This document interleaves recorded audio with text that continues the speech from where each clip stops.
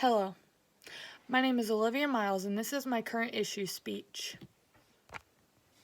Are vapes safer than cigarettes? They are being sold like they are, but is it true? This topic means a lot to me because I know a lot of people who use vapes and Juuls and e-cigarettes and everything like that, even everyone with cigarettes, but I don't really believe that they are because I have a few friends that tell me that their vapes blew up in their hand or in their car or just in their room while they were charging. Cigarettes don't do that. So, and then many of you know someone who vapes also. Vaping is more harmful than regular cigarettes. Kids are becoming addicted to nicotine at a young age and causing health risks among all ages, and catching fire or even exploding are all things vapes, cigarettes, Juuls, all that stuff happens with those. For starting, vaping is more harmful than regular cigarettes. The flavors in the juice cause inflammation in your throat and your lungs. And this has been conducted on mice, and even in short term, the inflammation they caused was similar to or worse than like regular cigarettes, so they're kind of even Steven there. And then the vapor kills cells in lungs that keeps your lungs clean of of harmful bugs and like bacteria and stuff. And these cells could engulf and remove dust particles, bacteria, allergens, and all that. Secondly, becoming addicted to nicotine at a young age.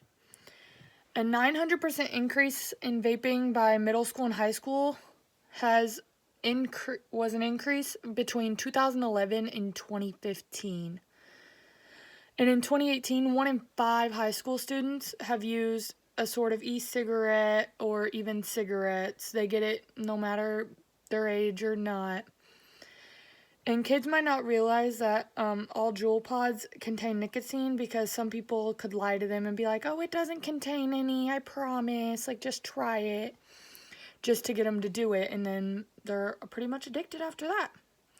And one Juul pod contains as much nicotine as a pack of cigarettes, a whole pack in one pod. And the pods last for about 200 puffs. I don't really know what that is, but. And then next, causing health risks to all ages. It's increasing strokes and heart disease. The users of e-cigarettes have a 71% increased risk of a stroke and a 40% risk of heart disease. And it may increase the odds of a heart attack by 42%. And increased risk of blood clots from e-cigarettes.